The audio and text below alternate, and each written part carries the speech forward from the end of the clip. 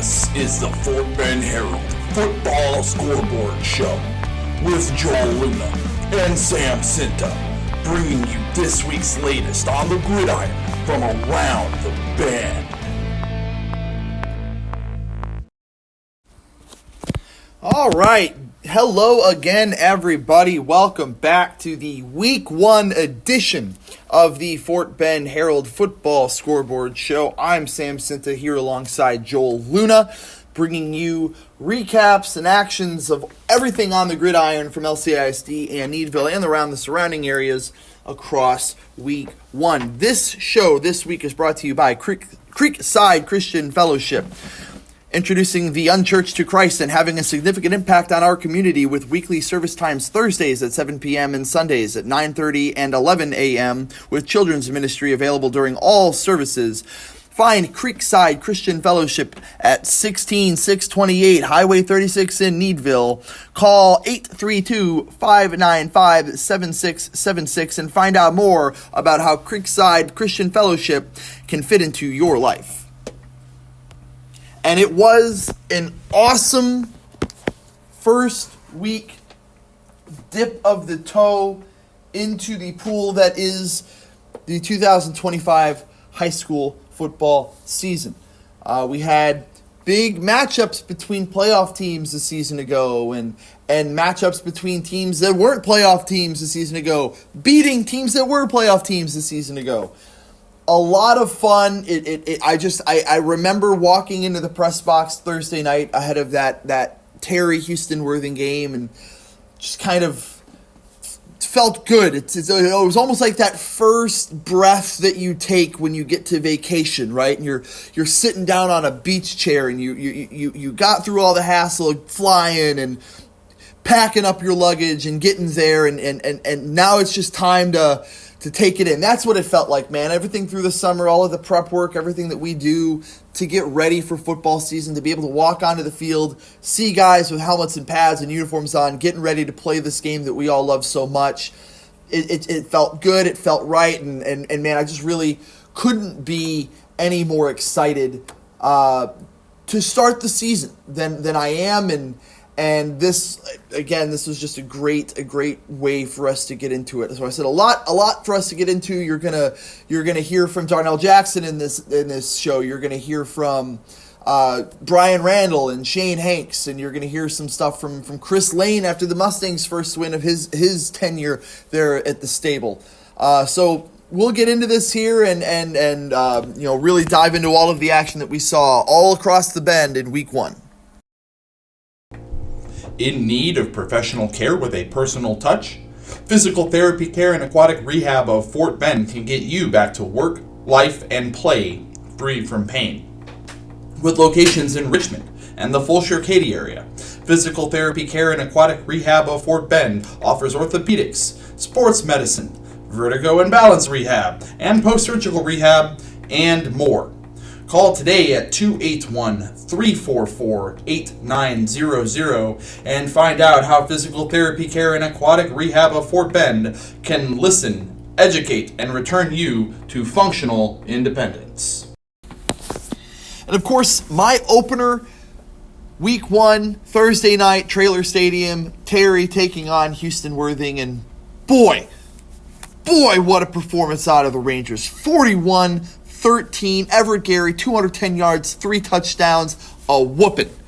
The Rangers went up there and put the hammer down. And remember, this is a Worthing program that just a season ago won in Houston 31-0. Of course, an exceptional Worthing team last year. They were the first Houston ISD team since 2011 that's not named Lamar Heights or Bel Air to win a playoff game. And even back in 2011, that was when 2 HISD teams were playing each other in the first round of the playoffs. So, go back even a little bit further, right? An exceptional Houston-Worthing team. That's that. I can't take credit for it as much as I would love to. I was sent in by Anthony Blaylock of TexasHighSchoolFootball.net. Good photographer. Does a lot of great work covering the sport and promoting it, especially throughout the Houston area.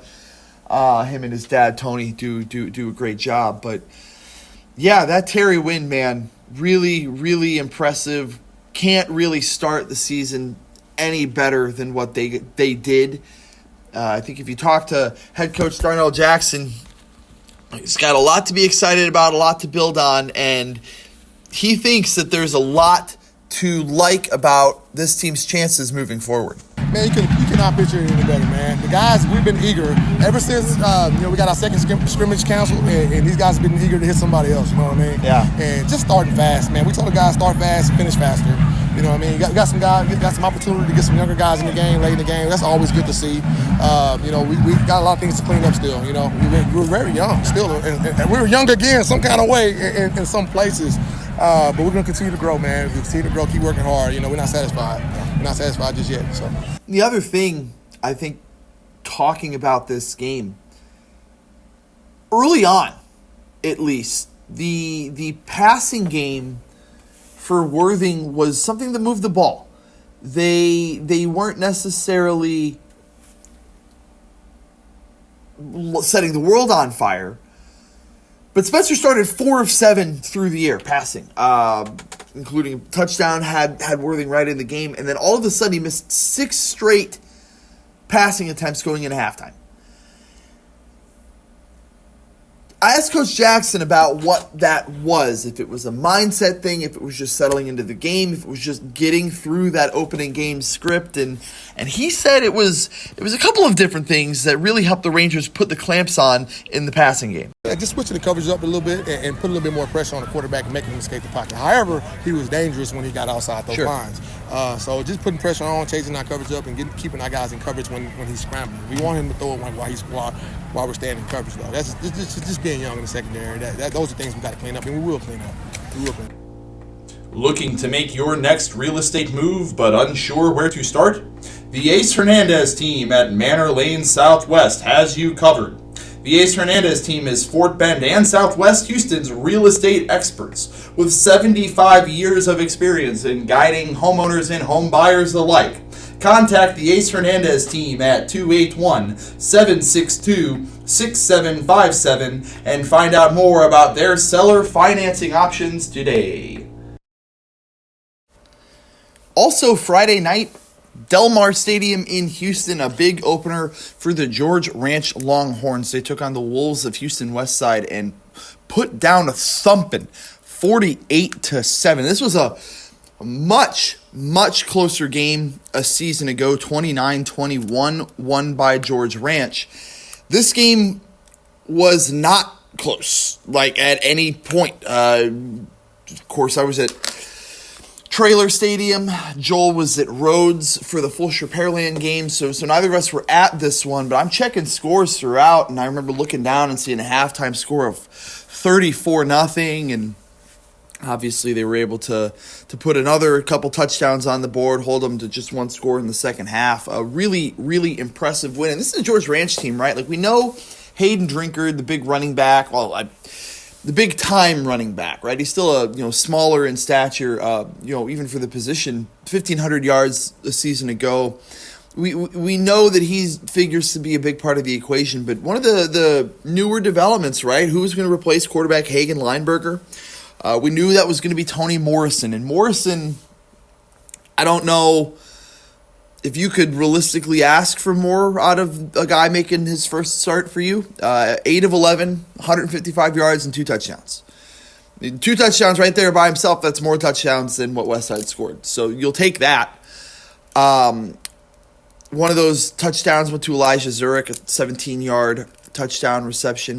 Brandon Jefferson had 2 touchdowns in this game defensively, right? I mean, clearly they only gave up 7 points. Joshua Ogor had a sack to go with 2 tackles for loss, 8 total tackles. A really strong, complete performance from the Longhorns in week 1. And of course, week 2 looms, and they get to have their home opener now against Clear Falls. Remember, that's a team that kind of lowered the boomstick a little bit last year. The Horns coming off of that win at home against Westside. They went on the road, Challenger Stadium, played Clear Falls, and lost 49-14. So they're going to have to keep whatever momentum it was that they picked up and whatever momentum it was that they were able to give to themselves from this game, they're going to need to keep that going into week 2. But again, a lot to like out of George Ranch in week 1 to open this season, and hopefully the Horns can kind of keep hanging, keep this going, keep pushing the line, and really take it to Clear Falls Saturday at Trailer. That's going to be a game that Joel is at and reporting at Saturday. I'm going to be up at Rhodes Stadium again up in Katy to take on Foster Seven Lakes. And speaking of Joel, man, you caught our other game on Friday. You got to see Fulshear and Pearland, the first game of the Stephen Hill era. Ended up being a tough finish. What did you see out of the Chargers against the Oilers, and kind of how did a lot of those new pieces fit into the fold?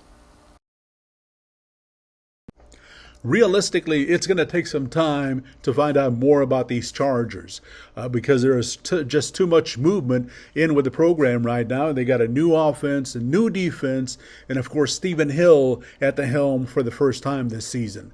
Now, Hill has a lot of great ideas for this offense, and at times they were able to push that Pearland defense, but it just needs more time on the field. Going up against a defense like the Oilers was just asking a bit too much. Even with Sean Patel coming in as a new quarterback for the Chargers, of course, he won the battle against Randle Forks in training camp, so he is a man under center. But also, Fulshear's main running back is sophomore Jalen Collins, who looked fantastic running that kickoff back for 90 yards. Because he's got the moves and he's got the talent, just needs that offensive line to get going a little bit more so he can see more holds. But going up against Pearland on Thursday night, that was tough. Now, the Chargers are also missing their first tight end on the team, Trey Giametta, who was in a walking boot on the sideline, but others had some opportunities to catch some passes, like Ryland Forks. He also played special teams as well.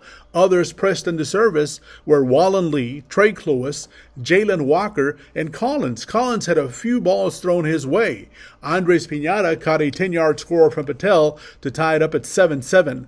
Now, so did Lee right before halftime on a beautiful 35-yard throw from Patel down the middle for a score. Also, Forks not only took some snaps, he also played, he ran back some punts as well. A versatile Forks could go a long way with a different look in his departments.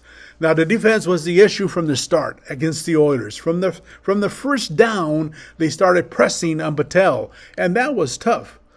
But also, Oiler quarterback senior Jake Westmoreland saw that right away and attacked, having lots of time to throw the ball and make decisions back there. Westmoreland was 12 of 15 for 152 and also scrambled for 51 yards on 3 carries, and even he caught one from Jordan Hernandez for a touchdown. Fulshear is going to get better, obviously, but they have some tough non-district foes coming their way, including this Thursday again, which is Fort Bend Richpoint, and that'll be at Trailer Stadium on Thursday night. In need of a partner to help you reach your financial goals? Houston Federal Credit Union is your local credit union. With checking accounts, savings accounts, auto loans, mortgage loans, business loans, and credit cards, Houston Federal Credit Union can help you achieve all of your financial dreams. Find out more information at houstonfcu.org to apply online for a loan or membership, and find out more information about how they can help you get where you want to go. And of course, the big game Friday night at Trailer Stadium, Randle and Foster. A lot of excitement for the Falcons this year and what that defense can be in District 26A, coming off a playoff season a year ago. But man, oh man, was Friday night all and only about the state champion Randle Lions. Holy cow, guys. The Lions, of course, win that game 55-0. And I think what was the most impressive thing about that game for me was the passing game. I mean, the defense, we'll talk about the defense here in a little bit, but the passing game. Tyler Scoreboard, 14 of 22, 277 yards, 4 touchdowns, no interceptions. He was throwing on the move. He was throwing the first reads. He was throwing the second and third reads. He was keeping plays alive. Tyler Scoreboard looked fantastic. He looked like the best player on the field in an offense that includes Landon Williams-Callis. Now, I was told by Brian Randle a couple times earlier in the week and again last night, there was a bit of a flu bug moving through some coaches and some players on the Randle side throughout the week, and that Landon was one of those players kind of affected by that. I don't know the extent of it, but he did play. Landon did play and played well. I mean, I'm certainly not going to sit there and say, he did not have a good game. 14 carries, 145 yards, 2 touchdowns. Could have had a third. The third would have been to the tune, I think, of like 46 yards. So would have had, 191 yards and 3 scores had a personal foul been not called away from the play. So much for my prediction of him being held under 100 yards. Now, in my defense, 145 yards total, 83 of those came on one play. He had an 83-yard touchdown on his, I think it was his 6th carry of the game. Before that, he had 5 yards on 5 carries. So you wipe away the one really big run, and Foster, for the most part, I think did a really good job in the running game. Now, of course, you can't take away the run. It's there. It's in the total. He's got 145 of them, and I'm wrong. But I still think generally Foster did a good job on that side of the ball. But the passing game, and it wasn't just Tyler Scoreboard. Brady Bratcher came in the second half. I think really kind of came in the fourth quarter there. 5 of 6, 66 yards and a score for the sophomore. So he was able to move the ball there too. Randle also got 11 carries for 85 yards and a score from a backup running back. Their number 2. That was a question about who was going to kind of fill that Sincere Timpson role, right? Junior Amari Louisville looked really good. He looked really good. He did. He came in, was able to carry a good chunk of that load in the second half. Landon Williams-Callis didn't come back onto the field. 11 carries, 85 yards, and a score, again, for Louisville. Also saw a 17-yard run out of Tyler Scoreboard. And DeCorian Rubin carried the ball 3 times for 9 yards. He had 2 passing touchdowns, or 2 receiving touchdowns, I guess, during the game, as well as did Kamar Chavez-Brown. He scored a receiving touchdown there, and they also got a touchdown from Ashton Johnson in the receiving game. So a lot clicked for Randle. A 55-0 win. You will take that any day of the week, certainly to start the year. And as you'll hear in this clip, I think head coach Brian Randle was a little bit more pleased about the start to this year than what he got out of his group in the 2024 season against the same Falcons. It's a point of emphasis. Yeah. There's a point of emphasis. That's where we harped on it all week long. Guys, we got to start fast. This time last year, it was 7-0 at halftime, and it's unacceptable. We're the defending state championship. Defending state champs. So the biggest thing is to act like it. Act like you've done here before, and play with class. We don't have to talk trash. Let your actions speak. Yeah. And that's the biggest thing that we're trying to understand. So, like, late in the game, some of those guys over there got to chirping a little bit. And I'm telling our guys, we're up 40 points. Like, why are we – don't entertain that. Yeah. Don't entertain that. We have to focus on us. We still have a lot of work to do. The boys played well. For us having a bug and being sick the entire week, I had 2 coaches that were out. Landon missed two practices, but the biggest thing was just getting them healthy, getting a lot of vitamin C in them, hydration, trying to beat the flu bug. Because when you have a lot of talent and they understand the scheme, you're going to be fine. You just need to stay healthy. Yeah. And of course, easy to be in a good mood when your team wins 55-0, right? Coach Randle, a lot to like about what he saw. Got some young guys into the game there at the end of it. And of course, the defense, right? The defense.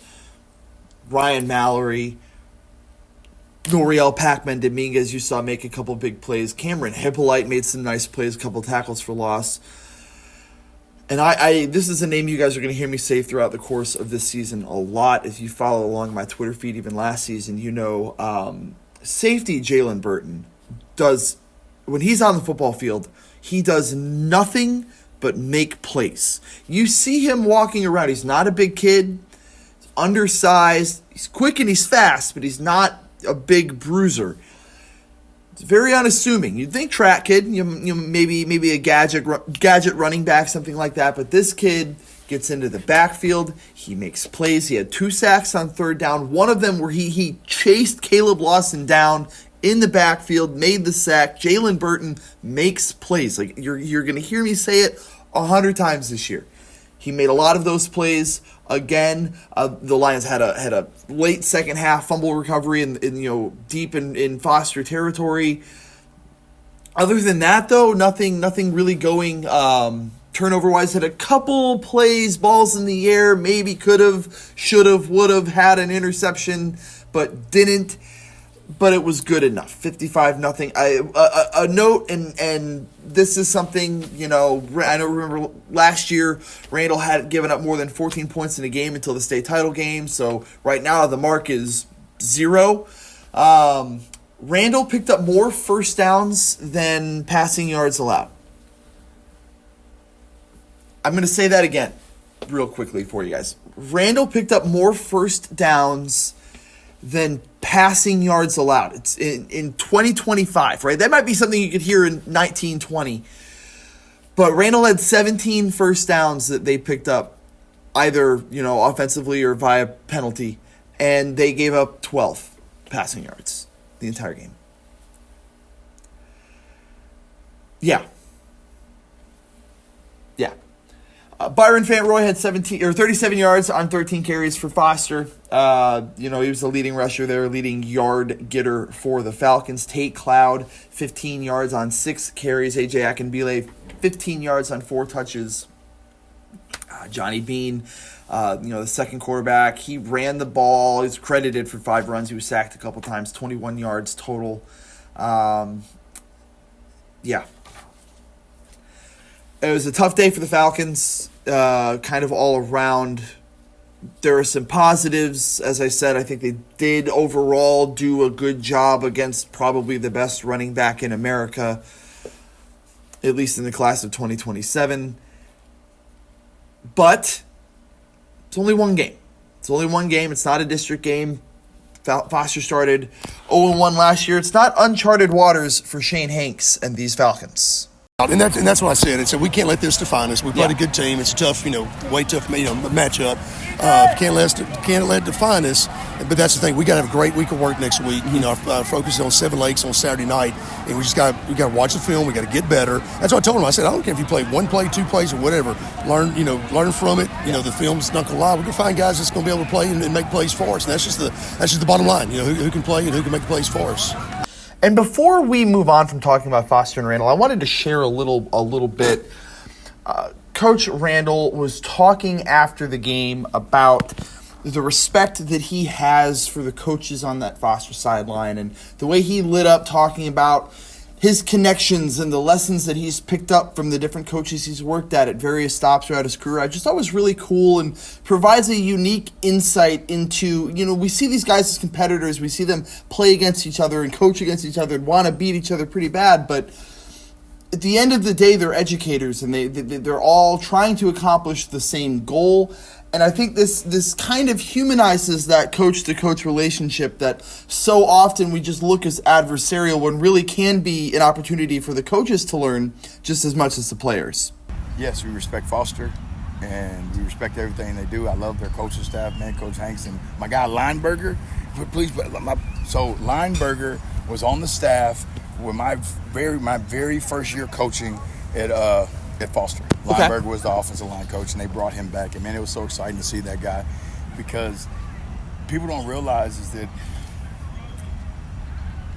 different places you go, if you do it the right way, you need to be a sponge. I was a young coach, first-year coach, and I was a sponge, man. I soaked all that stuff up. And some of the things that Viatric and Lineberger and Keith Williams, I remember how they treated those kids. I remember how Roger Glaney would talk like it's a neat thing and all that stuff. 20 years later, it stuck with me. Yeah. And it was so neat to see that guy out there, man. I love that dude, hard worker. So I know they're gonna be fine. Yeah. Like he's Coach Jackson, defense coordinator. He does a good job, man. Yeah. Like I said, they're gonna be fine. It's just we're a pretty good football team, man. Yes, sir. We're a pretty good football team. My boys get after it. Yeah. And while I was at Traylor Stadium watching the Lions and the Falcons go at it, Joel took the trip down to Griggs Field to see Needville open the season with a 26-15 win over Columbia. Joel, how the Jays look? There were a lot of good things to see from the Blue Jays in their come-from-behind victory on the road at Griggs Field on Friday night. The comeback was a big one, especially after leading 13-0 at halftime.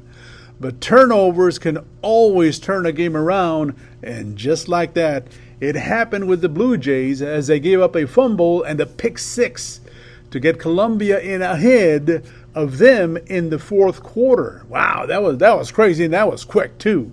Those two scores gave the Roughnecks a 2-point conversion on one of the scores and then a touchdown as they went ahead 15-13 by 2 points.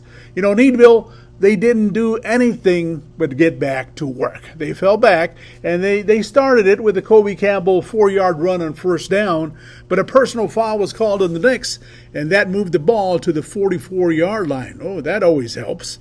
Then junior quarterback Cameron Hall, a couple of plays later, jumped on his heels and went 22 yards all the way to the Roughneck 27-yard line. And yes, it was a quick offense with a no-huddle, so that could Columbia breathing hard all the way through the night as Cameron Hall finished up that drive on the 11th play with a 1-yard plunge to give them back the lead 19-15.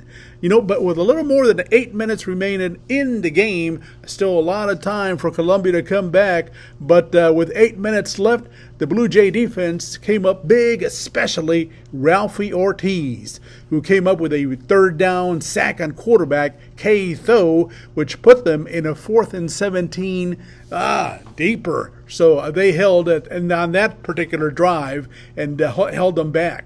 After the Blue Jays and Roughnecks traded offensive drives, it was Needville who wasn't done scoring, with Hall finding the end zone on a 30-yard run for the final points of the game. Head coach Mike Giles liked what he saw from his team, not giving up when they could have, but instead just continuing the process of keeping the opponents on their heels with that moving offense. Of course, he was especially pleased with his defense, which held down a pretty potent offense with a UH commit in the backfield. Now, that commit from UH, he was pretty lethal every time he touched the ball, but the ganging up on him by the Needville defense helped a lot. Overall, Campbell was a workhorse for the Blue Jays with 115 yards on 28 carries, and he looked a little bit burnt at the end of the game. Good. The Blue Jay defense held down the Roughnecks to 185 for the game, with the UH commit only getting 65 on 14 carries. That ganging up on him really helped. Columbia also had 12 penalties for 85 yards. Now, Needville, of course, liked that quick offense, and they'll continue doing that because that's their pattern. So no one can breathe or take a break whenever they're away from their seat, because Needville could score quickly, and they will be. I mean, this was the first game, so things will continue to get better for them. Next up is a Livingston bunch that took care of Fort Bend Austin 51-26 in their opener. Kickoff will be at 7 o'clock at Blue Jay Stadium this coming Friday. Does your water taste bad, smell bad, leave behind soap scum? Looking for something clean, filtered, and chemical-free to change your life? Natural Springs Water Filtration could have the customized water filtration system for you. Shop local, buy local, shop Fort Bend, your local clean water lady here at Natural Springs Water Filtration. Call today, 281-277-3232. Ask for Rose, the clean water lady, and get a free in-home consultation and $500 off your purchase when you call for your in-home water analysis today. Solve your hard water problems. Get bottled quality water at every tap. Spot-free glasses and dishes, and have softer and cleaner claws out of the laundry. Clean, fresh, chemical-free drinking quality water from your tap from Natural Springs Water Filtration. Our business is improving your water. Well, Saturday night was the opener at Traylor Stadium as the Lamar Consolidated was hosting the Fort Bend Willow Ridge Eagles, of course, ending 3 days of nonstop football in the local area. But it took almost a whole first quarter until the home team got one across with junior quarterback Edgar Garcia getting the ball and finding pay dirt with 23 seconds left. It was Edgar Garcia's first start as a quarterback with the Mustangs. And once again, just a junior, but a converted tight end taking over under center. Now, unfortunately, a bad snap kept the game at 6-0. But just as the Mustang offense was getting a new look for the season from first-year coach Chris Lane, it looked tough at times, which at times could be understood with a wholesale of changes going on throughout the football program. So it was one of those nights where you get to see some things that maybe you don't like, but hopefully within time, things will get better. Now, Lamar only had one first down in the first quarter, and it looked it. But as the game continued on, Garcia looked more comfortable under center. And in the second period, as they did the rest of the Mustangs on offense, they just looked better. They were gelling as they continued. As for the Lamar defense, they were juiced from the opening first down. They were going at it right away, and they held down the Eagles to just 57 yards of offense in the first 24 minutes of play with only 2 first downs. So definitely it was a good night for the defense, especially from the start. But Willow Ridge had a tough first period with 6 penalties, which kept them from advancing forward with 2 ineligible offensive linemen downfield at one point. Now, one of those plays hurt them badly because they had made a reception inside the 10-yard line, but that was taken away with that ineligible offensive lineman downfield. Now, the second half wasn't a very good start for Lamar as a bad snap to the punter pinned the Mustangs, which could have been inside the 5-yard line. But there was a defensive penalty also given to Willow Ridge, so they moved the ball back to the 25-yard line, and that's where they started. Actually, they started at the 18-yard line. Now, a holding penalty and a sack by the Mustang defense helped them, with the Eagles facing a 3rd and 17 from the 25-yard line until G-Man Street recovered a fumble for the Stands, and boy, there was a sigh of relief from the sideline. Now, both teams exchanged turnovers with the next 2 drives. Larry Clinton, the sophomore for the Mustangs, a running back, the ball was knocked out of his hands, and Willow Ridge recovered and took over at the 21-yard line. But a play later, Jack Coates intercepted a pass in the end zone with a big sigh of relief once again from the sideline. It was a back and forth affair in the second half with turnovers and good defensive plays.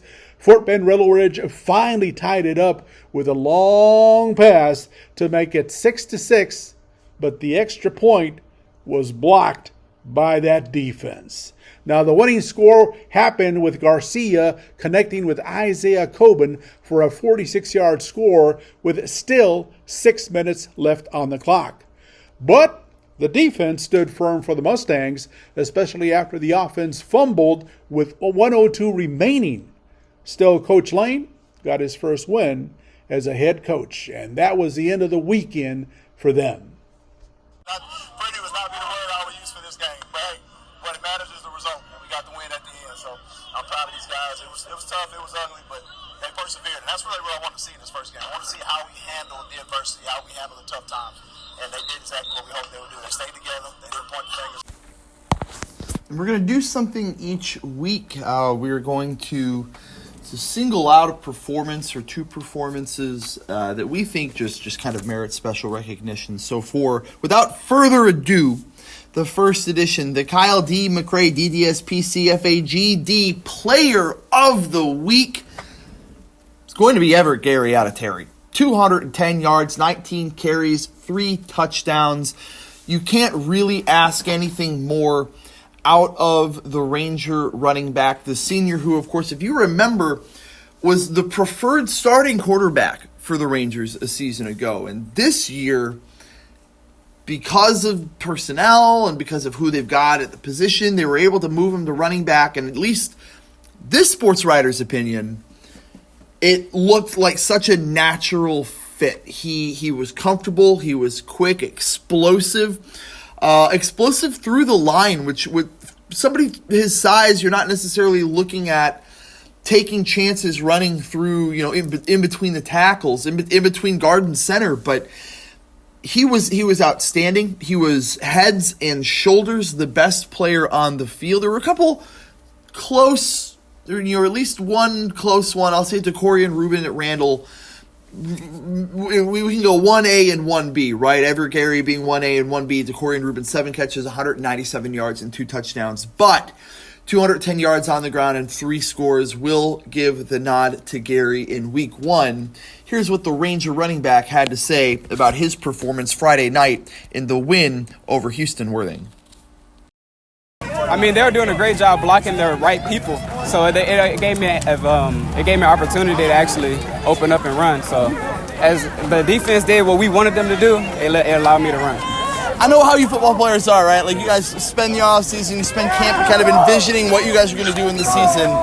Did you envision a performance like this out of yourself tonight, and how does it feel to come through this way? I envisioned this because we needed a rematch and revenge for last year because we didn't score at all. Big time. So, so I envisioned this completely. This week's Area Scoreboard is brought to you by Bull Creek Grill. Looking for the best game day, good tastes, and good times? Bull Creek Grill offers mesquite wood grill salmon, steaks, burgers, catfish, nachos, liver, and onions with happy hour Tuesday through Saturday, 3 p.m. to 6 p.m. with cold beers on taps and a full bar, daily drink specials with wine, frozen margaritas, and flavored Ritas. Find out why Bull Creek Bar has one of the best chicken fried steaks, hamburgers, lunch,